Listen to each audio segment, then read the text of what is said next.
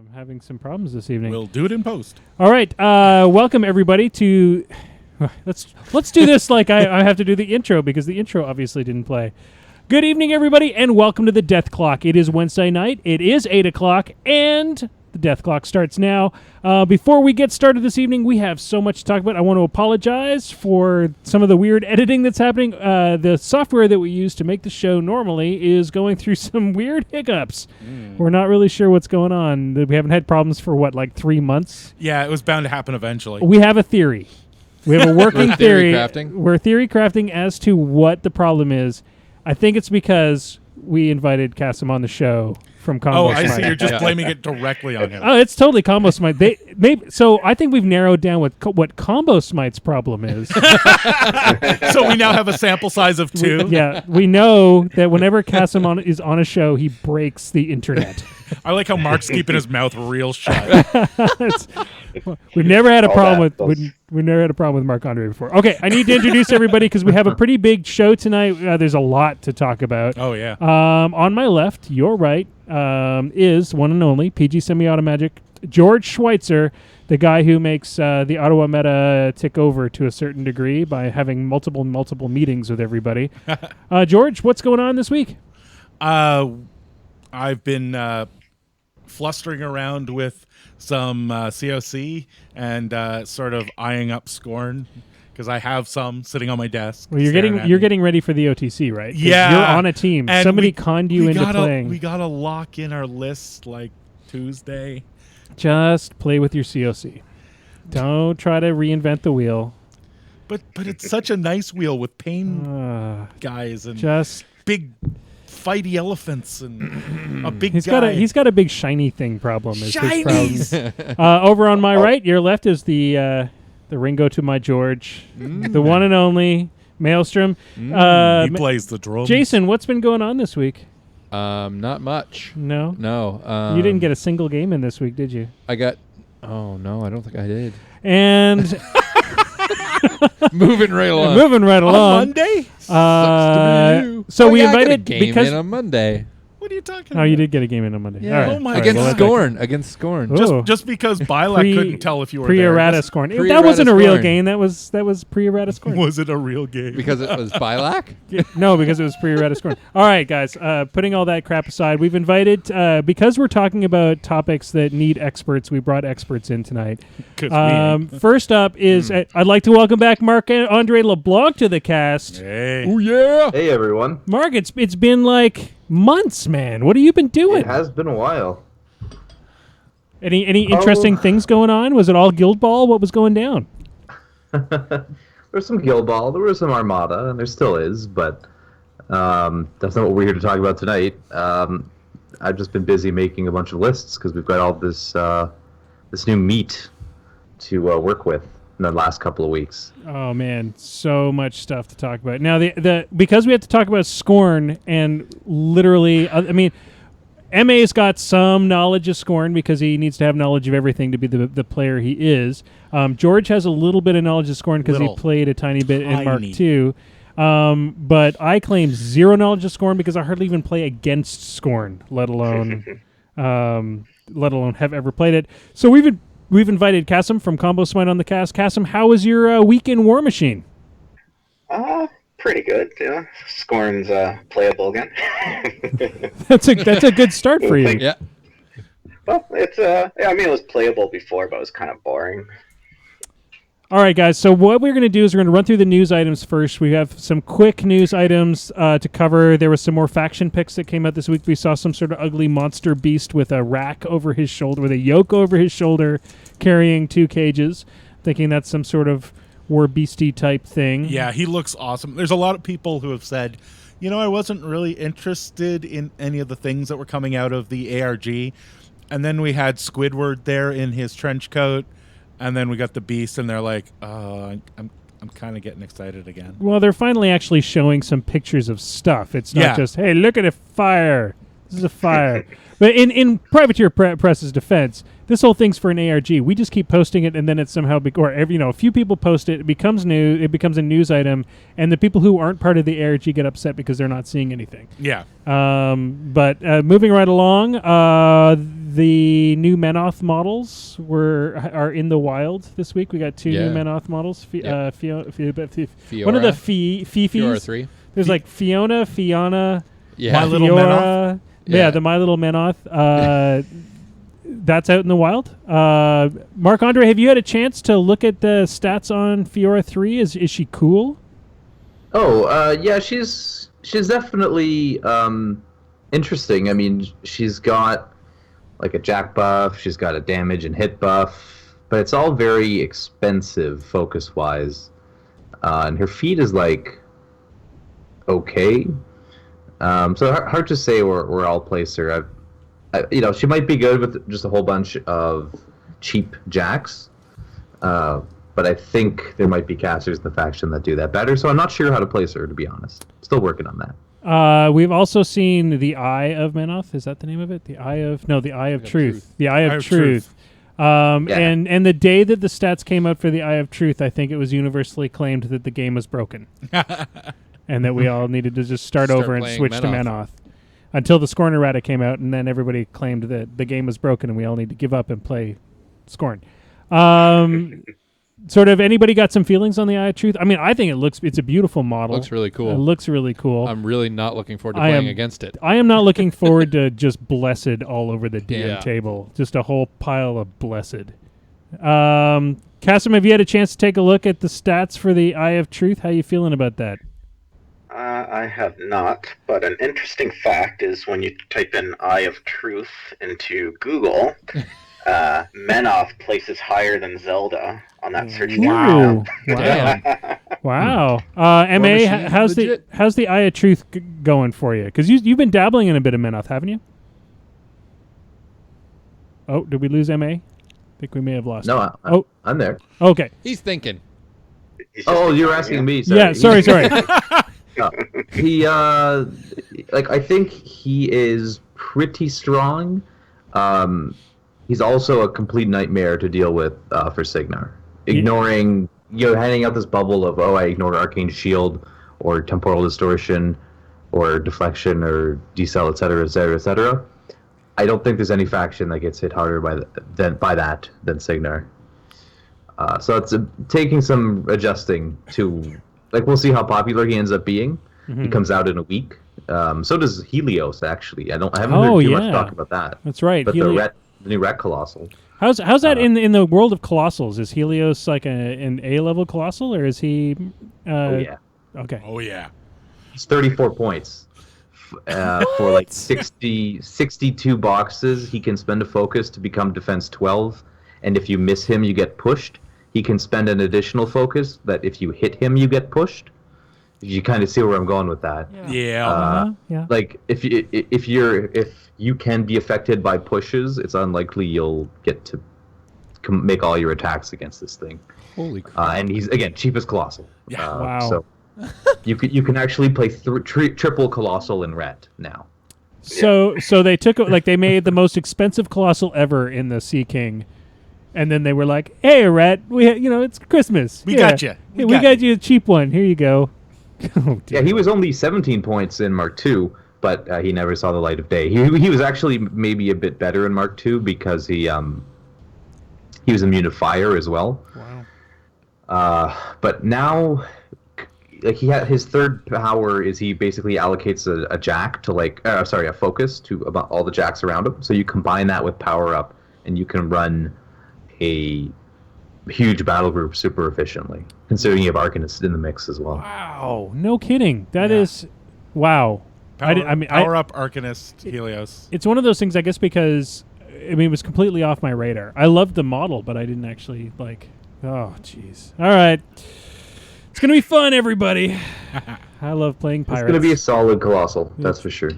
All right. After that, we saw Callus 2 painted. Hey, Maelstrom. Yes. You play Legion. I do sometimes. How's Callus 2 try. looking? She's pretty, huh? I think Callus 2 has kind of split the Legion player opinion pool in half. I agree. I really like the look of Callus 2, and somebody went so far as to take Minotaur proportions and compare it to Callus 2, and it is in line with how the body should look, but it's still people say it looks a little off. And I mean, Centaur the proportion? Centaur thing, yeah. But Azrael too was released looking painted up and beautiful, and everybody wants that one.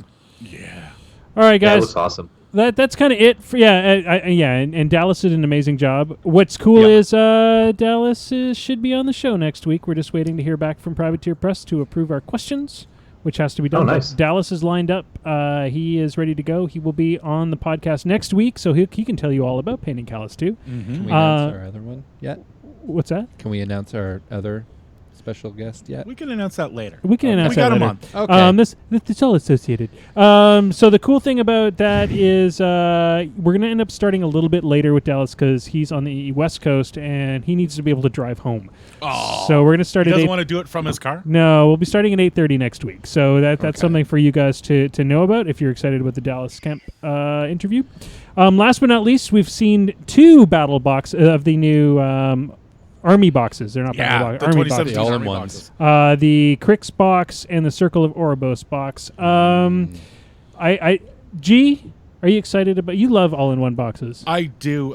My wife is kind of excited about the circle one. Mm-hmm. It's a caster she doesn't have, 2 birds, and Getorix and 2 more wolves. So it scratches the itch of big beasties that she wants to play. Oh, that's cool. Have you had anybody had a chance to look at the breakdown of the boxes at all? Anybody on the panel? Are they a decent box? The circle one is a pretty good deal. It has the new Getorix. Like compared to retail, you're basically getting Chromac 2 and the 2 Griffins for free. Mm-hmm. So that right there is a pretty sweet deal. Maybe a bit less stoked about the Crix one. Lich 3 and Vociferon not doing it for you? Well, Lich 3 is great, but there's not too much synergy. I guess like you would want Derek Wraith with him, but Bane Warriors and Arc Nodes, I'm not so sure. Mm-hmm. But hey, at least you get an Inflictor. So he's not. Yeah, and it's more expensive too. I think it's like 160, whereas a Circle one's like 140. MSRP anyway. Yeah. I think the Circle one is like a fantastic get, and maybe if you really want what's in the Crix one, go for it. But I don't know if it's the best way to start the faction. I heard rumor that it may only be available in the U.S. Is that true? I don't know. Okay. I haven't figured Hope that out not. yet. I know they're aiming. They sort of learned their lesson with the last set of releases, and these are no longer supposed to be. This is how you start this faction. Right. I think they're just sort of army boxes now. Right. Okay. They're still trying to keep the discount and everything based on what we're seeing in the models, but Okay. Well, we know the focus. I'm not going to mess with OBS, so it is time for a little focus. Don't bother hitting the button. was odd. It's nothing. Yeah, see, it doesn't work. So we're just going to continue right on. Yeah. So tonight's focus is we're going to talk about the theme forces. Mhm. Specifically the problem with looking at theme forces from 6 feet away type of thing is you need to kind of know your faction to know how the theme force is going to break down. We can theory craft as how good they are, but with so many theme forces released all at once, and with so many people excited about their theme forces, it's probably best if we kind of round table this a little bit. I think some of them are obviously powerful. Yeah, well, we'll talk a bit about everybody getting shield guard other than the. All right, so from the expert's point of view, what is a theme force? What is the idea behind a theme force? Is it just meant to make your whole faction better, or is it for another purpose? No, well, I would say the original design goals of theme forces is that it was a different way to play your faction and a way that was more fluffy. So basically it was either a particular warcaster's normal retinue, or it was something that the faction as a whole was themed around. So in the past, we've seen theme forces that focus on a style of model, or we've seen theme forces that focus on a a style of attack, like it's all cold attacks or all fire attacks. Right, or it's something. sort of meant to be a fluffy way to play your faction. Yeah, there were theme forces in the past release, like there was a Menoth one that was all about the High Reclaimer taking a relic from one end of the Empire to the other, and it was supposed to be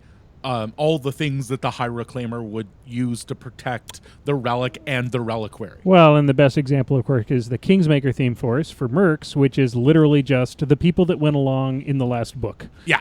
And then, like, here are all the different models that were in the book. You can take those. Yeah. Okay, so let's take a look at some of the theme forces that were released this week, and we'll talk a bit about them we'll make Marc-Andre talk a lot about them. We'll make Kassem talk a lot about the Skorn theme force. And we'll throw in when we actually know something that's worth listening to. We have an audience question, too. Oh, awesome. Audience question, hit it. This may come in actually a little bit later, but Archimedes wants to know, is it worth it for a new player to plan around theme lists? That is a good question. Well, that actually comes up a lot with new players. Yeah. At least when I first started playing in Mark II, it was like the first thing I did. I looked at the theme force. I'm like, oh, this must be how I'm supposed to play the game. I will buy the things for this. Absolutely. And I think we all did that. Yeah. Is it the right idea, though? Okay, well, let's go to Kassem first. Kassem, what do you think is the answer to that question? I think with Mark III theme forces now, they're so general that you could get into the theme force and still have a lot of options, versus Mark II, you're like Fist of Halak, you had to get cataphracts that you wouldn't play in any other list. Versus now, like the Skorn one, I've played it a couple times before the errata. Like, you're probably going to have one unit of Reavers, one unit of Slingers anyway, just for your stable, and you can add beasts into there. So I think you could build lists around theme forces now, just because they're so general, but you're not going to really know how the game plays because you can play these theme forces in really different ways. So Marc-Andre, is it a good idea for a beginner to build around theme forces, do you think? I think Kassem's got a point that, they're definitely more general than they were. Like, you're not going to buy if you aim to build a 75-point list, you're not going to just buy a bunch of stuff that is crappy. But I do think that generally I'd say for most of the factions, it's fine if you want to go that route. I do think they sort of, if you're looking to get something optimal out of them, it's a bit difficult if you don't know the game very well. But if you're just looking to build a sort of big entry list, I think they're fine for it.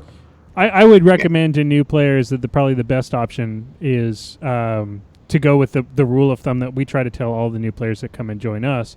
Buy the things that excite you, play those until you've learned the game, and then start to buy the things that synergize and make sense for you. Because the problem is you as a new player, you're kind of knowledgeless as to how the synergies work, and that takes time. That takes for a relatively intelligent new player, that takes a few months of relatively constant gameplay to start figuring out where that stuff comes into place. So theme forces, if they excite you, go for it.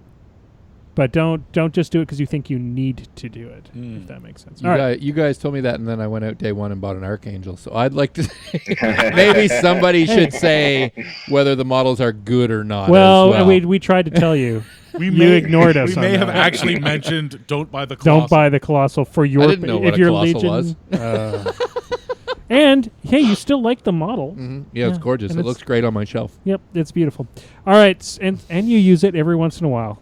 Yeah, you used 2 of them a couple weeks ago. All right, so so let's look at some of the new theme forces. What do we got? Signar's got theirs. What do they got there? Quickly, what is Storm Division? Oh, well, I was just going to get you to read what was on. Oh. What do you get? Signar's Storm Division is an autonomous military force that delivers the flash of lightning and the roll of thunder to the battlefields of Immerin. What is it composed of? Signar and Warcasters. No duh. Ooh. Oh, we really? get those? That's nice. Non-character Warjacks and Thunderhead. Mechanics, Storm Knights, Storm Smiths, Journeymen, Jakes, and the Squire. Cool. And what do you get out of it? This army can include Acosta. Well, he's no good. You don't need him. Take Acosta. Not in Signar. For every 20 full points of Storm Knight and Storm Smith models, units in this army, you can add one Storm Knight command attachment, Storm Smith weapon crew unit, or small base solo to the army free of cost. Yeah.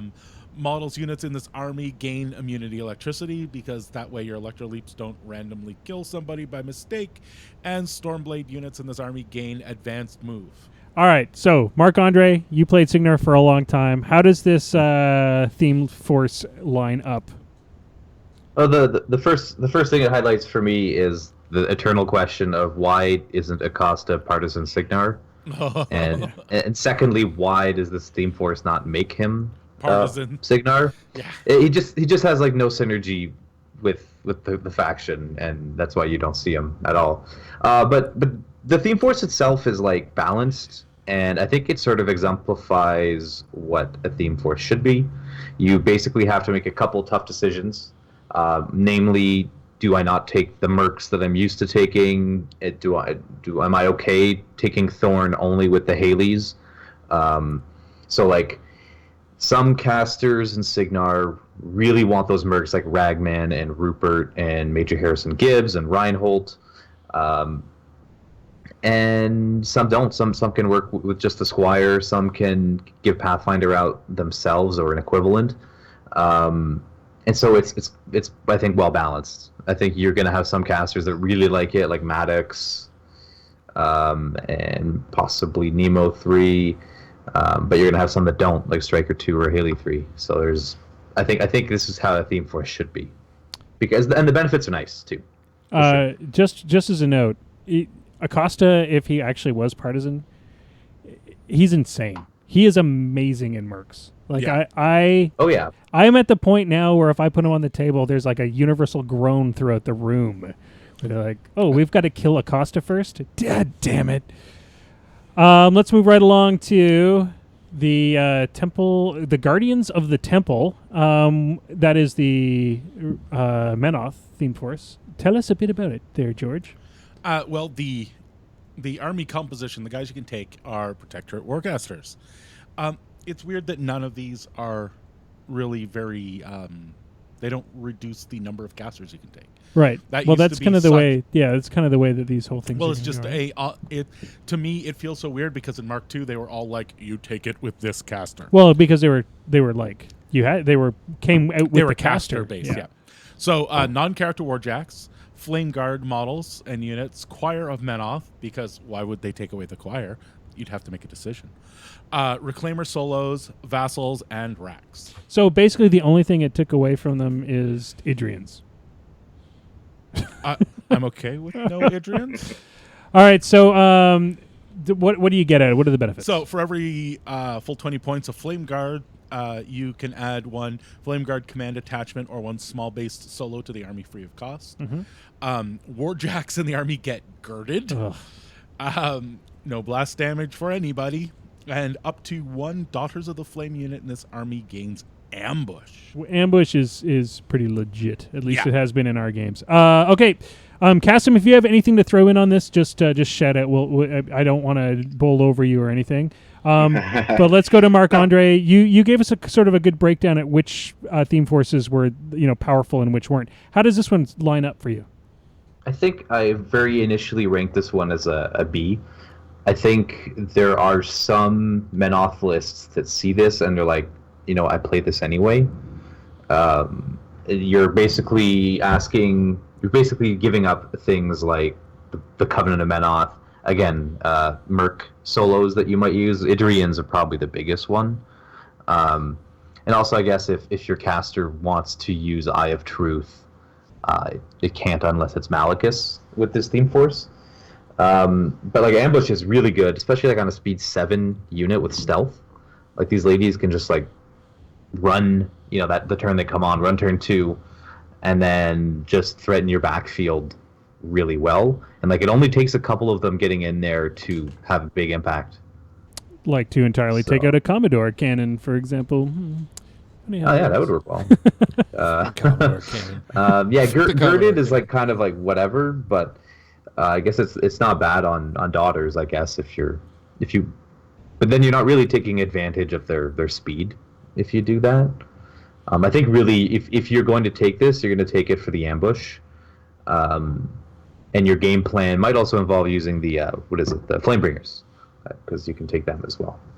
All right, moving right along to Kador. Kador got theirs. Yeah, the Winter Guard command. I've heard good things. Yeah, especially if you don't take any Winter Guard. So the theme force, the composition is Kadoran Warcasters, non-character Warjacks, Winter Guard models, Widowmaker models, battle mechanics, Malikov, and War Dogs. So we've got a new Kadoran player at our Monday night games. That reads like the things he owns. Yeah, like he basically just. I think take that's that. literally all the things he owns. Yeah. So what does he get? Because we're just going to give him this theme force in a couple weeks. Yeah, we're just going to give Pat, for every 20 full points of Winter Guard models units in this army, you can add one Winter Guard weapon crew unit, command detachment, or artillery captain solo to the army for free. So we're seeing a bit of a theme here. You take some stuff, You take you'll some get some stuff, you free get some stuff. stuff. And it's usually a command attachment, or a solo, or artillery type of thing. Yeah. Next. Warcaster's army gains Sakpa and Winter Guard. So basically, when you directly hit the Warcaster, you can have one friendly, non-incorporeal Winter Guard model within 3 inches of it directly hit instead. Yep. And Warjacks in this army gain advanced move because they're slow and they need to get That's out actually there. kind of nice for them. Yeah. I'm happy for Kador to get a bit of extra movement. Okie dokie. Over to Marc Andre. This theme force just simply is a mistake. No, I don't even think it's like it's. I can't even just begin to describe how bad I think this is for the game. I know people who've told me that they're now considering just abandoning the hobby because of this list. You're basically giving Butcher 3 access to 60 shield guards. Oh my god. Or you're giving Vlad 1. It's like two big things, right? Like advanced move on Warjacks. Like when people started talking about like, oh, the Marauder is going to be like is going to replace the Mad Dog spam in Karchev, for example. Who can play with this team list just fine? And my reaction was, well, it's okay. The Marauders are so much slower than the Mad Dogs; it'll be fine. And then they essentially give them back the speed that the Mad Dogs would have had with that advanced move. And so on top of that, you add a Karchev that is basically immune to shooting, for example, or Vlad 1 that can just spam the Rocketeers. This theme list is why you're not going to be able to find Winter Guard in stores anywhere or online. It's just way too good, I think. We'll see how popular it ends up being, but I'm not looking forward to playing against this with Signar, that's for sure. George, do you think Bubba just pays like Privateer Press? Like, does he send them chocolate milk or something? Well, see, I'm not sure. So Aaron made him that great big Lola. Oh. I think he might be camped in the walls somewhere at PP. Just like every threatening time to somebody stab comes around the people? corner, he's just standing there with Lola drinking a chocolate milk, Just and looking staring menacing. at Yeah. them. Like asking them if they want to talk about sports. All right, moving right along. What do we got next? The Ghost Fleet. So this is the Crix one. Yeah, Crix Warcasters, non-character Warjacks, Revenants, and Wraiths. It's like the shortest one. We could like cover this one in 3 seconds. What they get for every full 20 points? What do they get? You can add one Revenant weapon crew or small base solo to the army free of cost. Sweet. When making a Deathbound roll for the Revenant crew of the Atramedes, add +1 to the roll. Who knows what Deathbound does? What? No. What? Exactly. You gain +1 to your starting rolls for the game. All right. Okay. I like the way Kassem's laughing. If I were a Crix player, I might be let a little down by this, but let's ask Marc Andre how effective this really is.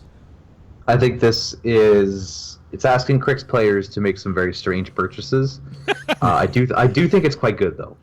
Okay. There's like a couple casters, mostly the main one's the Dagger one. this is not something I would recommend to a new player because, like Kassem described, it's asking you to buy a bunch of stuff that is pretty much going to be unplayable anywhere else. But if you build to focus on just the Revenant, the cannons, and just maximize the free points, like this list can bring back on average like a unit back every turn. So like spread out among 3 units, but you get what I'm saying. Like Yeah. the recursion is insane. Like the few playtest games I've heard so far, friends that are trying it out are saying I end the game with like 2 or 3 models less than I started. Wow. Yeah, it's like playing the old Like Axis list. It asks the question, can you kill 14 models a turn? Yeah, it's really something. If you just laser beam focus on the otherwise I don't think it's very good. Like the Revenant crew are super weak. But it's just when you have like 40 of them and 10 come back every turn. Wow. Like, and you can add also with Rengrave and the artillery, like so you can actually have more. Like they add to the units. It's not like bring back. Yeah. So you can. You could theoretically end the game with more models than you started. Yeah, and that's the Crix way, right? And I kind of like that. That feels very Crixy to me. All right. Yeah, it's recursion done right, I guess. So anyway, I like it. The Retribution list, which I think is also spattered a little bit of talk at how good it is. Forces of War, yeah. Give it. Ret non-Vair Warcast. That's specific. Well, more specific than we've seen. Shail non-character Warjacks. Shail models and units. Arcanus and Silas. Silly Willy. Silly Willy's on the board for every full 25 points of Warjacks. You can add 1 solo to the army free of cost. fair. Warjacks in this army get free shield guard. Hey. And friendly model units can begin the game affected by upkeep spells of warcasters in this army. These spells and targets must be declared before either player deploys any models. Right. All right. Marc-Andre, you said that this was a pretty good one. Tell us why. I think you could take like a Viros 2 list that you took before, and just play the exact same thing and get like a free artificer out of it, and get like shield guard on your whole army. Yeah. I think the list I've seen that you take 100 points of Jacks, so you get 4 free solos, which are Silas, an artificer, 2 arcanists, and that leaves you with 2 points to spend on an arcanist, and that's your list. Helena with like a couple colossals, probably not bad either. You can actually play her with 3 and just get 3 free arcanists, if you want to go that route. Maybe it's 2 free arcanists. No, 68. Yeah, no, you get 3. You get four free solos if you build that way. So again, the artificer just gives you like a little bit of extra range defense. It's pretty good. I think Viros 2 is the best guy to slot in there. I think most other Redcasters like to play combined arms and like they want to take a unit of Sentinels because they're so good. And this list doesn't let you do that. But Ron might also be interested in taking it since this allows him to take his battle mages as well. So that'd be something I'd look at as well. All right. Up next. Well, hey, George, you're going to get to tell us about your new Convergence toys. Destruction Initiative. I mean, so everything. So basically, it just reads like this: if you take Convergence stuff. No. So the way this works is when you open up War Room, you open your list, and in the upper right-hand corner is a button that says Add Free Servitors. You press that button, and then it adds free servitors to your list. All right. Is there anything? Okay. Instead of saying what can you take, is there anything you can't take? Yeah, infantry. Oh, okay. So this is a no infantry jack spammy. Well, you get priests, and technically they're infantry, but Right. none of the real units. So it's Convergence Warcasters, all 5 of them, the non-character Warjacks, which is all of them, priest models and units, and for people who are confused as to what priests are, they're like the repair unit, the arc node, stuff like that. Servitors, and the battle engine, because you wouldn't want to leave that out. For every full 20 points of Warjacks or battle engines in the army, because, of course, battle engines, you can add 3 servitor solos of a single type to the army free of cost. And then the servitors get something special, don't they? Oh, yes, they do. Servitor solos in this army gain shield guard. Oh, that's nice. No, notice it just says servitor solos? Yeah, it doesn't say which. Yeah, Mom gets some servitors. So does the battle engine. but with Iron Mom, they're part of a unit, so they don't get shield guard. Oh, that's true. Her solos don't get shield You've guard. been cheating. Well, they're not solos. Again? but yeah. You just crushed his strategy. Yeah, sorry, George. That was the first thing I thought of when I saw that. I was like, because like when we just saw the write up of the theme forces, I'm like, it just said servitors, and I'm like, oh, the Iron Mom's like Just but free no. shield guards? No. Yeah, sadly no. Everybody in Almont thanks you, Marc Andre. Oh, yeah, for reducing it from 25 shield guards down to 23 shield guards. Yeah. And your deployment zone is extended 2 inches forward because, like Kador, we needed a little push forward. So George, how do you feel about your theme list? It's bonkers. Yeah. It is literally bonkers. If you get shot off the table, it's your own damn fault. Yeah. We basically took all of my Merc tech that I've been doing very, very well against you with and said, nope.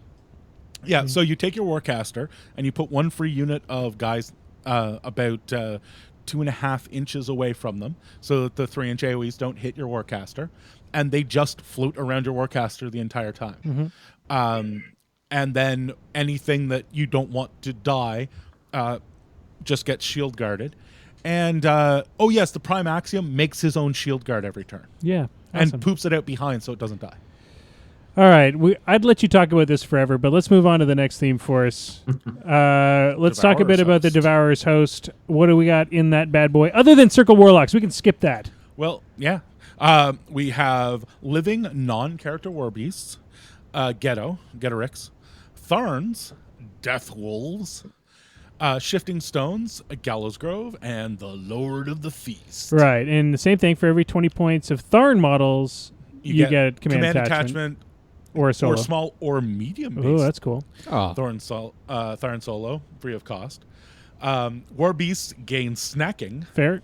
And for every full 10 points of Tharn models, you can give 1 corpse token to a model with the Heart Eater after both players have deployed their models before the start of the game. Right. And starting with free Heart tokens is kind of awesome. It's pretty awesome. Okay, I haven't played Circle in a while, so I can't really comment on this. It seems okay, but let's go to Marc Andre. It's all right. You can probably make a case for it with like I was thinking like maybe one of the Morvanas, honestly. But what hurts it so much is not having access to Sentry Stones. You know, like it's the best unit in the game, and you don't get it in this list. And that's fair. I understand why. But it's a hard sell when they're like so efficient and they hit so high above their weight class that like every list has 2 units, like pretty much without fail. So I find it hard to go with it, and like Blood Pack got a bit worse, so that's kind of unfortunate as well. But like you could probably maybe make a case for like a Chromac 2 list with this as well. But I'd focus on the Morvanas if I was trying something out with this list. All right. Kassem gets to talk now, and the Scorn players that joined us tonight to watch the show can weigh in finally. We're going to talk about the Scorn theme list. What do you get, George? So you got to take your Scorn Warlock, who knew, non-character war beasts, Venator models, Pain Givers, Extollers, the Mortithurge Willbreaker solos, and the Scorn Battle Engine. Oh, cool. So for every full 20 points of Venator models in the army, you can add 1 Venator weapon crew unit or solo to the army free of cost. War Beast gets Swift Hunter, and nice. Before models are deployed at the start of the game, you can place 1 wall template anywhere within 20 inches of the rear table edge of your deployment zone. Interesting. Jeez. All right, so I know that the Scorn players, when they first saw this, were like, meh. So has that changed with the errata? How does this line up now that you've seen the errata? Are you using this theme force, Kassem? Well, like I said, I used it last week. It's a good theme force if you want to do a ranged game. It also gives you that flexibility where you could run a battle group heavy list with none of the ranged elements and just get that free wall template. It just helps you plan your side of the field a little bit better. But I think it's a hard sell for a lot of people because besides me, I don't think anybody else owned 2 units of Reavers and 2 units of Slingers and 2 catapults. So, like, I mean, my current list was Xerxes 2 with 2 full units of each UA for both of the Venator Reaver models or units. And then I just had a couple of beasts, a Cannoneer and a Sentry. And then I got the 2 catapults and the flare cannon for free. And then I added in 2 Willbreakers to give my units tough since the Dakar Solar isn't available yet. So it's very range heavy. It will get boned by stealth heavy lists or extremely high armor skews. But it just gives Score another option to play with instead of march up the board and smash your face. Which is a terrible option, and you should all just give up and stop doing it. Do you think it gets significantly better with the Dakar? The Dakar gives you like more accuracy. But again, like with the errata, with the Venator Reavers, they have combined arms now with the UA. So if you do 2-man CRA pods, you can reroll any misses. So I think he has a place depending on the caster that you're using. All right, moving right along, because we're going to be talking a lot about Skorn in a bit. Like, not Personally, very long. I think Hexeris 1 is going to be really good with that theme list. Ooh. But we'll get to that, I'm sure. Oh, yes. All right, so let's talk a bit about Legion. Hey, Maelstrom. Hi. You want to talk about Legion? You like talking I about like Legion. Legion. So tell us about what's in the theme list there, George. The expected warlocks, non-character war beasts with flight, non-character light war beasts, grotesques, striders, raptors, the blighted Nis sorceress and Hellion, forsaken solos, and spellmartyr solos. I don't think enough people play the sorceress and Hellion. For every 20 full points of units in this army, you can add 1 command attachment or small base solo to the army free of cost. Enemy warrior models, warjacks, and war beasts lose AD, which is a kind of kick in the nuts to some people. That is crazy. That's different. And up to 1 grotesque raider unit in this army gains ambush. All right, so Maelstrom, how are you feeling about that theme list? Is there any excitement? Or? I'm pretty mad about it. It's okay, I think. It has its place. I think it's pretty good with a couple casters. But you have to play grotesques. But you have to play grotesques. Well, to get the ambush, I mean. And you can't take some of Legion's better... Well, you can't take swordsmen, which are kind of Legion's best infantry unit at this point. But you can still take raptors. The thing is, raptors are 18 points, so you have to fit in another unit to fill that last 2 points to get the theme, and there's none that are really that worth taking. Yeah. You can take a cheap unit, but I'd just rather see the raptors be worth 20 points. MA, any other comments on that? I think maybe, it could work with Fianna, but you're giving up the shepherds And the Hellmouth. You're giving up Zuriel, the Hellmouth, obviously. Yeah. So I think you're being asked to give up a lot. Yeah. But I could see perhaps Callus 2 working with this. All we really know about him is he has battle lust. But that would obviously play well with any sort of infantry heavy list where this seems to be pushing you. Yeah. And again, this is an ambush on a unit with speed 7, except unlike the daughters, this one just ignores terrain altogether. Yeah.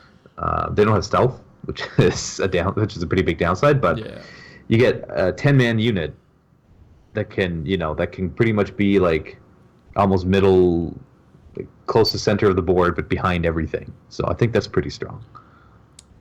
So there's only one other theme force that was dropped this week. It's actually the one that's coming from No Quarter. It's the Rulik theme force. We won't go into detail on exactly what it does because I am going to play it just because I just picked up dwarves. Because you lose most of you, it's got the same problems that a lot of the other War Machine theme forces have. That because you lose your mercenary solos, which are kind of crux, or some of the other solos that you can take outside of the Rulik solos, it kind of changes the game. But Marc Andre, do you have any sort of thoughts on the Rulik theme force? Does it compare to some of the other ones? I think it's about on par with the Signar 1. I think it's well designed. I think it is what a theme force should be. You get some pretty good bonuses like reposition on your heavies, not on the gun bunnies, thankfully, um, and you get but you have to give up Iana and Holt and Reinhold, which both play super well with ruler casters. So it's a decision you have to make, and that's what a theme force should be. Is you should have to make a trade off. It should be a decision you make. It should not be like the Kador one. But the decision is made for you.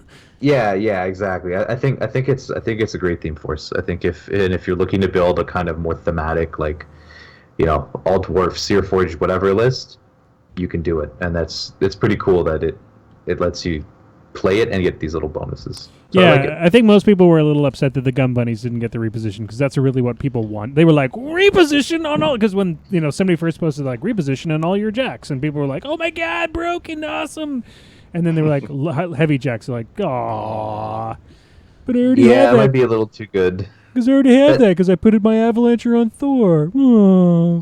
Honestly, that the way that bonus is written makes me think that they initially just gave reposition to all the Warjacks and then play tested that and then realized it was a little too strong. We realized how bad an idea that was. Wait, I can be shooting you top of 2? That sounds amazing. With gun bunnies. Awesome. All right, so we're going to move right along. It is now time that everybody's been waiting for. The Skorn errata dropped this week. Oh, yes, it did. And, It did? After, I have to call it Will Hungerford.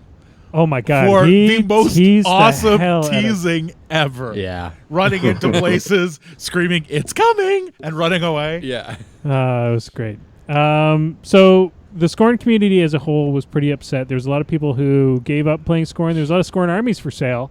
Yeah. And wishing all of I it- had snapped more of them up. Yeah, all of a sudden there's some changes of tune, so to speak. Instead of going over every single change, because that would take us all night, because they really took the entire faction, put it into one of those boggle containers, It just shook it up, and then rewrote the rules from what it wrote in the boggle container. But we're going to go to Kassem, and we'll do a bit of a round table. But I think what we want to know, first off, is was the changes made in the errata what the Skorn community wanted? I don't think anybody would say they don't like it. I'd say it definitely brought it back up to fun level. What do you think is the best change that the errata made to? I mean, it can be a specific model or overall. For me, I just kind of broke it down for one in each category. I'd say probably Morgul 2 got the best buffs out of the bunch of Warlocks. Archidon, I'd say, got the best buff out of the Beasts. Legends of Halak, or the 3-man character unit, I'd say they got the best out of the units. And then the Paingiver Taskmaster got the best buff out of the solos. You don't think the free charge is worthy of being the best there? The Beast Handlers, well, we knew that one was coming. Oh, okay. It was such a foregone conclusion that you figure it's not really worth it. Yeah, I mean, the Legends of Halak, they went up to, I think, Mat 8, went up a defense, got innate Weapon Master.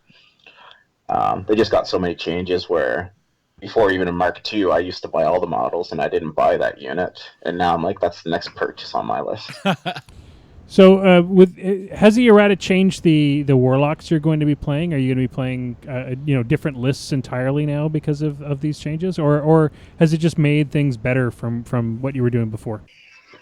It made things better, but it also Xerxes 2, for example, with mobility as a spell on a cost 3 spell on a Fury 5 Warlock, where now he has it as a Field Marshal. So you're like, great, I'd have 3 extra Fury to use a turn for something else.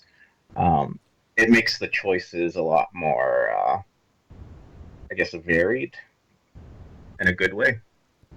So over to Marc-Andre, from an outside perspective, how do you feel about the changes, and were they, did they live up to the expectations you have? Does this give you hope for what Privateer Press can do in the future? Yeah, I think they really did a really awesome job with this retooling of the faction. They I don't like I've never seen such a big effort to like overhaul a faction so quickly. You know what I mean? And like I've been playing since like a little bit before Mark II, and like yeah, this like even the field test was its own thing. But like for them to just mobilize and say, okay, look, we know we goofed, and we're overhauling everything. I think they did. They've done a pretty good job. Um, Perhaps my one concern, and this is I'm like I think I'm the only person or the only faction that really is kind of weirded out by this, but with the way the theme forces have gone and the retooling to score and like getting the Korea Animus back and the Hydra's insane Animus, like there's just a huge shift away from gun lines, and maybe Privateer Press felt they were too popular. Um, but like I'm like this is the kind of a rubber band effect where like now like why it's like gun lines are being discouraged quite heavily. Um, so anyway, that's one thing I'm noticing just as like overall in their like design direction. But if I'm looking at your questions here, what was the best change? I think probably the Archidon is just up there. It just got like everyone's gonna want like 2 or 3 in like their list now, and like it getting the free charges back was great as well. And like Kassem said, we knew that was coming, but it's a big deal. And I really like what happened with Makeda 1. She is extremely powerful now. I think if you want to play like the more like infantry heavy build, you'll want to look at her. Xerxes 1 as well, of course. But she's like she blew me away. Her new card, I can't believe it. Yeah, like that was a huge retool for a caster, I'd say. Yeah, and Morgul too, though, like Kassem said, is also pretty impressive what they did with this guy. They changed a lot, and like you can use his feat to then apply blind like really easily as mortality. I mean, like you just apply huge debuffs. Hexerus 1 getting Parasite, like that's crazy in Scorn. Like the sort of armor swings you can engineer now. Well, like Hexeris 1 with Despoiler and Beast Handlers, that's a 7 swing. Yeah, and you can actually that's nuts. Like now your Rhinodon who is also much better now, is hitting like a truck against anything. Yeah. And I think like pretty much I agreed. I think with pretty much every change they made. I don't think anything got too good either. So other than the as a Signar player, it's harder to shoot at them. Do you think there was any bad changes in here, or are we just universally agreed that it's great? I think the Hydra Animus might be a little far? Over the might be a little like it is super expensive. Like it's a 38-point gargantuan, so like you want to get something good out of it. But I guess I compare it to a lot of the other gargantuans where like the animus that you get is like pretty so at best. Like pretty much all the other gargantuans have like mediocre to subpar animi, to be honest. So it's interesting to see that this one they're like, hey, like here's this amazing animus, because now like anyone that wants to shoot you has to get within your charge range. Yeah, pretty much, especially in a faction with access to rush. And like 3 or like and like half the casters have speed buffs too of some sort. Not all that apply to a gargantuan, but still. So it really plays to the Scorn theme. But you take that and then you add on the Korea Animus going back, and the fact that now everything has shield guard in that army apparently. They were always good against gun lines, but the Korea Animus becoming 3 inches now too is a big deal. Yeah. It feels like X2 with the Hydra and a Korea is just ridiculous. It's certainly going to be strong. So, Kassem, do you feel that there was any changes that were sort of mediocre or bad, or is there something that still needs a change that you'd still like that just there's a garbage unit out there that still needs help? Well, I think the only mistake they did was increasing the Reptile Hound's point cost, because it used to be 2 for 7 points. Then they broke it down to you can buy 1 for 4 points, and at 7 points, I don't think anybody could justify taking them. So, I think they messed up on that. I don't know what their reasoning was behind it, other than it's an insignificant model, maybe. I think you get like the one thing it lets you do is use them as an arc node. You just take one and like either of the hexes, just like kind of run with it. Yeah, I that's think true. that's maybe right because if like you probably didn't want to take two, if you're going to use one as a soul slave target. Um, That's true. Like, it's a small base little arc node still. I do agree though that 4 points is a hard sell. Yeah. Definitely. It's like, I have a Will Breaker, Extoller Soul Wards, 3 points, just so many other Taskmaster. things it competes with. Taskmaster, if you take a minions unit. The Taskmaster is fantastic too. I know you Yeah. said that, but yeah, it's kind of nuts. So Yeah, it was pretty bad when any minion unit had to be, I think, within 3 inches to get tough from it. Yep. So I'm rolling up to my local tournament. What is the new sort of shape of Scorn? What am I going to be looking at across the table? I think the Cataphracts are back. They all saw some pretty good buffs, and they all got cheaper for some reason. Or was it only the Citrati and Arcuari they got cheaper? No, they all took a little point reduction across the board. Yeah. I believe the Citrati dropped down to 18 points, and the other dropped to 17 for the full units. Yeah, the Citrati going down to 18 is pretty strong, considering you have casters like P. Makeda, Xerxes 1, even like Zadesh. Man, you put Viable Resolve on a tough, steady unit that can't be targeted by enemy spells. And set defense. Yeah, it's set defense and defensive strike and it's kind of And innate tough, too. yeah. So there's probably gonna, I think every Scorn player is gonna have that one list they build that just has like a lot of Cataphracts because they well, first of all, because all Scorn players own them from Mark 2. Right? Like you've got like I've got like 7 units of Cataphracts sitting on my on my shelf, and they've been sitting there since the end of Mark 2. And so they'll be coming back up, I think. So we got a list with Cataphracts, and what do you think is going to be the other list? Is it beast heavy? Is it more infantry? I think it's going to boil down to people's playstyle. Like, I think my 2 lists are locked into the OTC once I play them this week are a Xerxes 1 and probably Xerxes 2 list.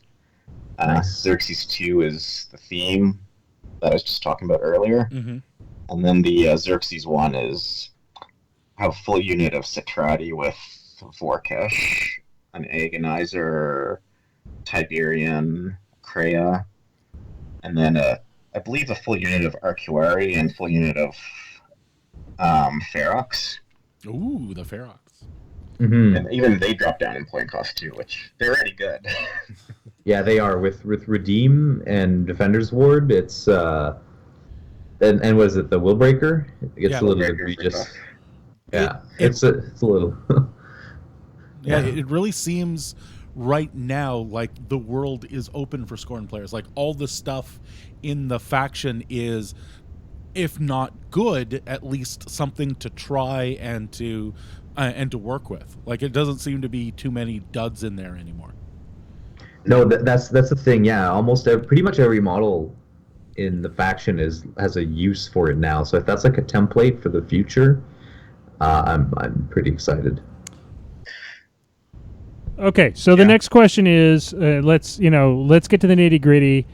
With these changes, who's the S tier caster now? Who's the best caster? Let's go to Kassem first. I'm going to be the black sheep and say Mordecai. Ooh. He got indirectly buffed by the changes because now he can, let's say, run 3 Archidons with Long Leash up behind all the enemy stuff after casting Host of Shadows, which gives your battle group Ghostly. So you could have these Archidons going way out of your control area, but still get affected by your feet when you pop it because of Long Leash.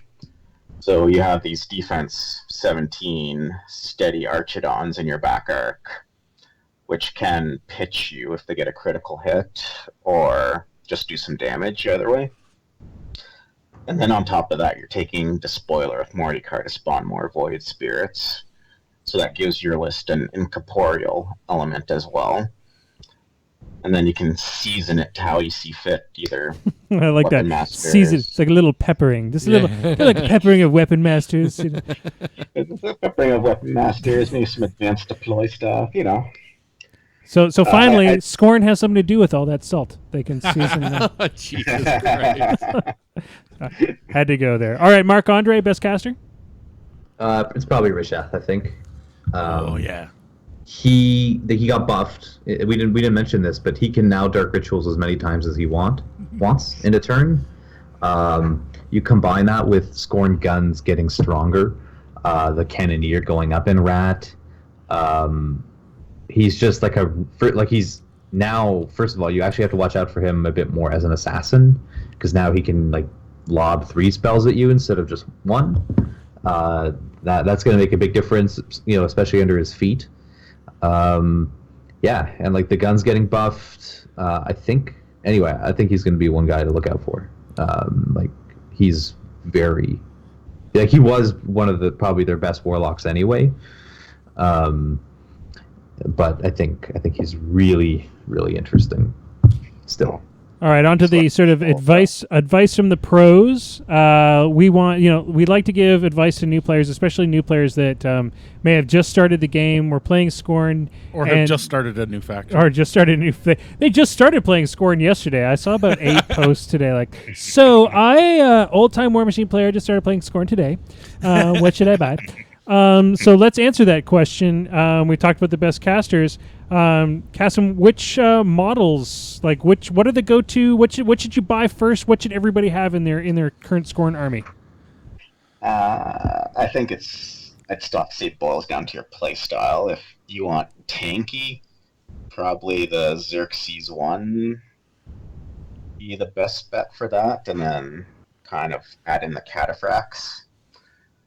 If you want to go more tricksy, Resheth or Hexy 2.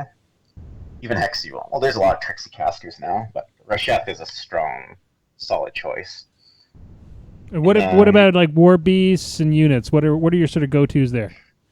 War Beasts, you can't go wrong with getting a Gladiator. Bronzeback going up to Fury 5 and still has the Fury management rule on him. Can't really go wrong with that. The beasts are so good now. I think out of the characters, you'd have to get Tiberian and Despoiler. Malkhan, I'd say, is still one of those ones you can do without. Kreia you need for anti-gun line. And I'd say Archidons now, too. Awesome. Let's go over to Marc Andre. What are your sort of go-to? What models do you recommend to new players there, Marc Andre? I think Kassem said it pretty well there. Gladiator, Xerxes 1, Resheth, like these are all, I think like Ferox are actually good with like half the casters in the army now. They're kind of a bigger purchase though, so maybe it's not right to recommend them to a new player, but like Swordsmen are great if you like the look. And yeah, like pretty much you can't go wrong pretty much with any War Beast. Really, like the Gladiator is the staple, I think, obviously, but like literally every War Beast in that faction is good now. Maybe the Razor Worm is still kind of. I don't know if I'd go for the Razor Worm first, but pretty much every other War Beast in that faction is solid. Did they change the Scarab pack at all? They just clarified it. Oh, okay. All right, Yeah. George, I'm giving you 5 minutes. 5 minutes is what you get. You've got 2 experts sitting here in front of you. You're going to get the help of these 2 experts to build your list to kick our asses next Monday. Oh, God. You have 5 minutes. I'm starting the clock now. At 9:10, I'm cutting you off. So go. Okay, I got Xerxes 2. I want to play him. What do we do? What else do you own? Assume I own everything. Everything. Okay. Oh. So you can just put whatever you want in there. So we've got Xerxes 2. Do we go Gargantuan or not? Ooh. Field Marshal mobility, you can do whatever you want now. Well, is he the way to go, or should I be going Titan Herd? I'd say Titan Herd. Titan Herd. So do we want the Shield Guard? Do we want Tibbers? Tiberian for sure. Okay, so we got Tibbers, we got X2, Bronzeback for the Fury management. Gladiator for extra speed. Gladiator for extra speed. Okay. I'd throw in Kreia for getting up the field if there's guns. Okay. And Beast Handlers, because who needs less hitting power? Of course. So we've got some Beast Handlers. And free charging. Yeah. His feet will allow them to universally be anywhere on the field for that one crucial turn. Do we want to put Archidons in with that type of speed and the ability to be literally anywhere on the board and still be able to boost and stuff? I'd say, yeah, that's a good flanking beast, because you can just run them first turn, or just fly them. They can get into spots. Okay, so we're at 50 points with Xerxes, Tibbers, Bronzeback, Titan, Gladiator, Kreia, Archidon, and 1 unit of Beast Handlers. Do we need a second unit of Beast Handlers? There's 7 of them, so I don't know. The Bronzeback will help with the Fury, but having a second unit of Beast Handlers isn't bad, even just for a jamming unit. Okay, so is there other units that we should be pairing with him, or do we want to stay more beastie? It's not bad to have a unit. I mean, probably run Ferox. They're pretty versatile. You throw Ignite on them, they can leap into the middle of the enemy stuff. Okay, so we've got the Ferox. Do we go with... so if we have the 2 units of Beast Handlers... you can only afford a min unit. Points. If we pull 1 unit of Beast Handlers, we can go full Ferox, which gives us 4 points left. The chat says add Orin Midwinter. Well, he can nullify a spell. That's not a bad anti-magic tech. So we've got 4 points. Do we go? I don't know what Orin is. Solo. Solo, bro. Is he a Merc solo or is it a minion? Merc solo, bro. Merc It Solo, wouldn't be bro. bad to have I might lean towards a Will Breaker. Just put tough on the Ferox when they go in, and Will Breaker is 4 Force your- points. Tough's always good. There you go. That's your 75-point list. 75-point list. We've got Xerxes, Tibbers, Bronzeback, Gladiator, Kreia, Archidon, Willbreaker, Paingiver, Beast Handlers, and full Ferox. All right, you got 2 minutes left, so I'm going to give. We'll go over to Marc Andre. Marc Andre, Can you beat it? can you beat it? He can beat me. That's not the problem. Oh, I actually was building a Xerxes 2 list in parallel, but Oh, what do you got on think- yours? Tell us what your list is. it's Agonizer, 2 Archidons, 2 Basilisk Kreias, 2 Basilisk Drakes, Gladiator, Molokarn, who got buffed, yes. 2 min units of Beast Handlers, and then you got 3 points, which is probably like a Gobber Chef and a Feralgeist or something like that. But Molokarn was always kind of crazy with Xerxes 2, and he still is. He got a strength or a POW on his weapon or something like that. Anyway, he's PS14 now. Yeah. So again, you stack Ignite, you stack Enrage, you stack Prodding, you put Rush on him. It's a 15-inch and feet. It's a 15-inch threat at Mat 7, POW 18 Weapon Master, all of that with Signs of Importance, and you can sidestep for a total threat of 19. I Okay, think so sidestep is, or did they change the sidestep on them? I Oh, think did that they? was Makeda Bond. yeah, it's Oh, I Makeda see. Bond now. I see. It's been a while. Yeah, so you still get 15-inch threat with up to 6 POW 18 Weapon Master attacks, It seems good. Seems legit. All right, and you so can do it from super far away. all right, so That's the idea. Jason, Yeah. what's your tactic to beat this list? Um. Run in, kill them top of 2. Yeah. Just run in and kill everything top of 2. Okay, fair. That's Yeah. that's the Legion way. Thanks to Just gonna take Thags, man. Thags is the best. He's the best. So you take Thags. Little 3, and little 3. Done. bottom of 1, Bottom of 1. dead. Done. my plan is Go for an ice cream? no 8 freebooters. 8 freebooters. 8 freebooters. That's my plan. That's super secret tech. Not anymore. Everybody suddenly it's great. On the forums, there was like 4 people that put up this week. So I have this really great idea. I'm gonna do 8 freebooters, and I'm like, dude, I wrote a blog about that like a month ago. Okay, that's it, guys. I hope we covered all the stuff you wanted to talk about. If you have more questions for the guys, if you want to put up your crazy awesome lists and your tech and your comments on the errata, throw that up on our Facebook page. We'll have this podcast up tomorrow, and you'll have a chance to type in all of your feelings. You can make fun of us and our lack of knowledge and how we had to bring in people who actually knew stuff. All right, guys. This will be interesting. We've never had this many people in the lightning round. This will be a challenge. This is Kassem's first lightning round, so it's going to be 10 trivia questions. You have to buzz in to answer. I will not accept an answer from somebody who didn't buzz in. So you're basically just giving away the right answer to somebody. It's a George, really, is how that works. Make a random noise. Yeah, so make a random noise. It can be a bing bong, a baz, an whatever you like. And for those people watching live, you can try to answer them in the chat. There's about a 10, 20-second delay. So at the end of it, Maelstrom declares... the delay is pretty good tonight. Yeah, so Maelstrom declares the winner of the chat. And if you are not watching live, you can just play at home and feel really good about yourself if you can answer all the questions. Poor Minty has been working, so we don't have a Minty Fresh question this week. He's been working hard. No excuses. No excuses. So, question number 1. What is Rasheth's rank? George. Dominar? It is Dominar. Good job, Dominar. 1 point to George. That's the only point you're Good getting. job, George. That's my point. I got it. Okay. Question number 2. Tiberian is bonded to who? I'm going to have to go to Marc Andre. It's going to be Xerxes. That is Xerxes is correct. So that's 1-1. I got a couple of points out there on the table. Question number 3. What is the range on the Desert Hydra's spray? Marc Andre. The SP6. It is SP6. All right.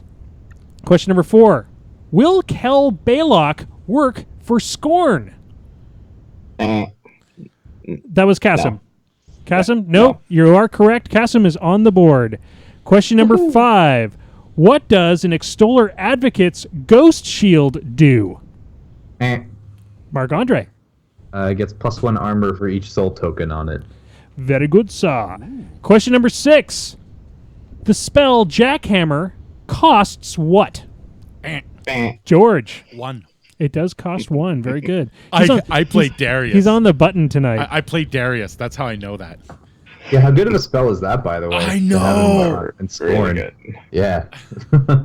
Anyway. Oh, no. I can hardly read my writing. I hate when this happens. This is why it doesn't matter if we can see these questions. I'm going to say it has... Archidon has strength what post errata? It goes to Kassem. 10. I believe it's 11. That's what I got. But I could be wrong. As I said, I can't read my own damn writing. It's 10. It's 10. It is 10. We'll give it to... Okay, 10 it is. Question number 8. Hakar has veteran leader for who? Marc Andre. Exalted models. It is exalted models. Question number 9. Siege Animatrix has speed what? Marc Andre. 5. It is 5. Zal, this is the Minty Fresh sort of question of the week. It's as hard as I could make it in the time I was allowed. Zal carries what as his weapon? Which Zal? Oh, shoot. There's more than one Zal. I'm going to say it's most likely. Let's say Zal 1. It's actually, yeah, we'll do Zal 1 and Zal 2. What does Zal 1 carry? It's the staff of Arrakis. That's amazing that you got that. Arrakis. It is the staff of Desert Arrakis. That's planet. incredible. Damn it. And does anybody know what Zal 2 carries? Isn't it the same staff? Is it like the obsidian blade? Yeah. No. Obsidian staff. It's an obsidian staff. Yeah, Ooh. that's pretty incredible. You guys never answer the what. I like what- this. I like the staff of Arrakis because staff of like Yeah, Arrakis. it's- the straight Dune reference there is awesome. Yeah, they're not hiding that one. All right, Marc Andre has defended his title. As always. There's a belt there. For those people coming to MooseCon, I actually have the belt at home. you have the belt at home. I the, do. The championship belt. Championship belt. It's got like a great, like geared Oh, belt buckle. It's pretty wow. cool.